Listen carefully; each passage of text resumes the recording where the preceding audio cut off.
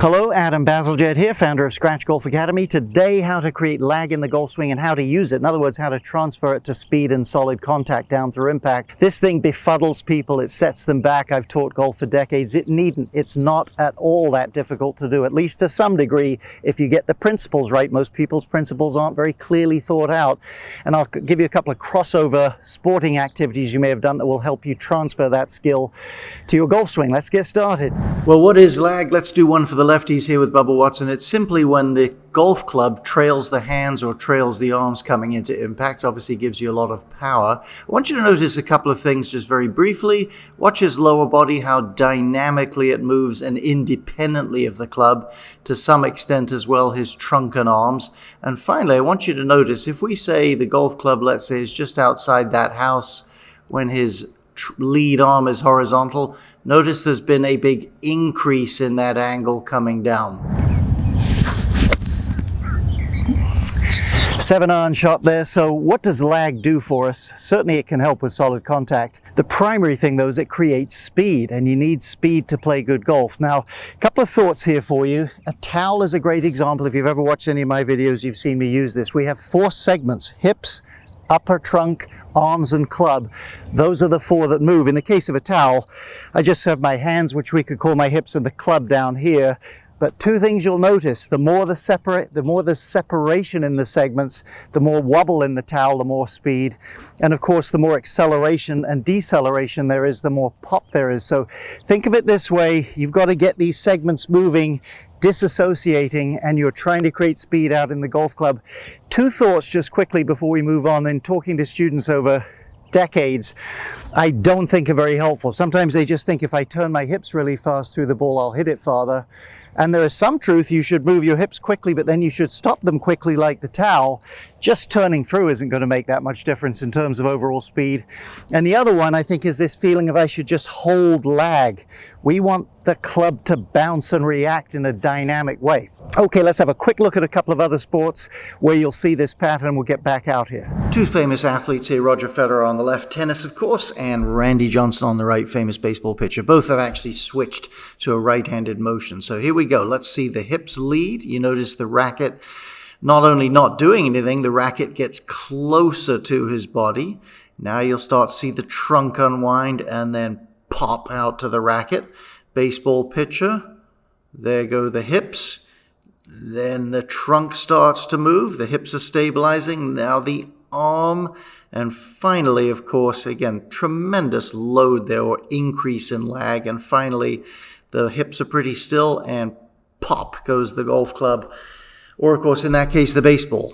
So I think the next thing is start to feel these ideas, start to feel this concept in miniature. So picture yourself just quickly skipping a rock like that. You'll feel how there's a shiver in your arm and a snap of the wrist there. Maybe an alignment rod against a bag. And if you had to hit that thing, we'll use both hands here, but you only had a very short amount of space to create that speed, you've got to feel that sort of whip. Just doing this isn't going to do it. Now, picture this, and I don't know much about baseball, but I think I know this much, and surely if you've ever watched it, you'd know the catcher who's down here, when he throws back to the pitcher, because they're in the major league, he can rip it back there pretty well, but he's basically using his upper trunk and arm and wrist. The pitcher himself is the same motion, give or take, but he's able to generate movement more from the core. In other words, he's generating movement farther away from the club head, or the baseball in that case. So that's why, hey, you can generate whip just with your arms and hands, but the longer the lever system, the longer the towel, the farther from the club head you're generating it from, the better it will get. So then make a couple of little swings where I really feel the genesis of the movement is here, and it's creating some snap in the club. You're starting to get the feel. John Rahm on the left, Sergio Garcia on the right, and if we look at him in the downswing there, you can see not only is he lagging the club in general, he's bending the shaft a little bit, and I can promise you, I don't know exactly what he plays with, but I bet it's pretty stiff. Let's look at Sergio there. And you can see if I draw a line straight up from the handle again, the shaft is actually bowing and bending. It's an extra source of power. Let's look at that. If you like this video, hope you'll hit the like button or consider subscribing to the channel. We'd like to bring you more free content. Also, hit the bell there. You'll be notified every time we have a new video coming your way. Okay, for a heightened sense of it, I recommend the lag shot highly. You can actually use the lag shot driver. It's even longer for a little bit more of the experience. It's ultra flexible, and I can really start to feel how my movement here, if I just literally wiggle my middle, I can start to feel the energy transfer out there and start to feel that sense that the golf club's not only lagging, but the shaft itself is bending a great amount. And you'll feel that in a much more heightened way with the lag shot. Let's do a little shot here. You could really see that shaft bend. And when it bends, of course, it kicks back to impact, which we're going to talk about in just a little bit. Now, there's a link below to pick up a lag shot if you'd like one. I think they're great for warm-ups. They're a great training tool. Nothing better to teach you the feeling of loading the shaft and lagging than that. Now we're going to try it with our club on a fairly small scale. Naturally, I'm not going to feel that sort of bend in the shaft, but I can feel a pretty good amount of pop and lag in there. Again, the goal is to create energy and movement, not to hold lag as such. Now, a lot of people, when they start getting into this and they start to get the feel for this, they feel like, I'm not going to have any sort of control. Let's talk about that, how you can use lag.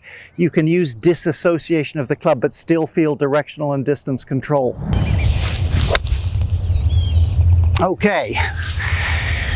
Let's talk a little bit about timing for a second here, because usually when I see people in lessons or whatnot start to get a bit of a sense of this, the club feels, in a sense, out of control. It's got so much movement and energy in it. They think, how am I going to time this? First off, golf is a game there's a lot of timing in golf. You're never going to get rid of that. Now, momentarily, this final segment, we're going to look at firming up impact and how to really make this square up against the golf ball. That's our final piece. But just to touch on timing, if you picture fishing, I've done a tiny bit of it. I've watched it on TV. Say an expert fisherman sees the fish are biting there, they pop the rod with just the right pop to send the lure and land it. A really good fisherman on TV can land it pretty darn accurately at a relative distance. That's more like what you're trying to do with this. You're not in a full shot trying to just control the club. As I say, we'll touch on impact here in the final segment. You're trying to time your stroke like a fisherman, so you pop, get the most out of it and the most solid contact right where you need it. You can do it with a bit of practice. So using lag, obviously it's no good if you can't hit the ball solidly. So let's have a look, ultra slow motion with an iron. You'll see shaft lean there, club tilted forward. That pushes the face against the ball. It also allows you to hit the ball before you hit the ground, right when the shaft is about verticals when you'll hit the ground. So good alignment at golf. Watch the LPGA lady here. Great lag. Watch how beautifully when she does let the energy pop out to the wrist, she tilts the glove. Look at the back of her glove and really finds that solid impact alignment where the club is stable. We're back to our impact bag. You may not have one, but you could put a big beach towel against the wall or something like that. We're not trying to hit this hard. This is a great sense. This gives you a great sense of how I can create this lag, feel some spring in the wrist and the shaft, but to hit something sizable, firm it up there a little bit. I see that in baseball. I don't really watch that much baseball, but I've watched enough. Nice and soft here, plenty of lag in the bat, but solid when they hit the ball. Another feature you need to remember when you do that, when you lag the club, this is a biggie too, and that is, and this goes back to good grip again. We've got videos about the grip. You've got to have mobility, the ability to square it. But that is when you have more lag approaching contact. These great players are like this. It effectively aims the club out to the right for the right-handed golfer. You not only need to spring it, but you need to tilt the face back towards the ball. One, I wouldn't call it an advantage, but one thing that early releases have, it's pretty easy to square the face. I wouldn't recommend it. So as you work on this, you've got to feel like as you snap into solid alignment, there's enough tilt in your glove to get that face de-lofted and square. There, I can feel that face tilt down there. And as always, time on task is the key. But if you're going to pick up something like this, just give me a few more seconds here to try to help. If you're going to pick up on something like this, you have to be patient with yourself. You have to do it at different speeds. If you just get some fresh ideas in your head, hopefully these are a good idea, I think they are, and go out and just whale balls at full speed, don't expect probably that much progress. So do some on a small scale, make it a little bit bigger. Do some on a bigger scale, but extra soft like that. Up and down the scale you go. You can do this stuff. I've had plenty of students do super well with their lag if they'll go through this process. I hope this helps you, gives you a clear mental picture. Best of luck.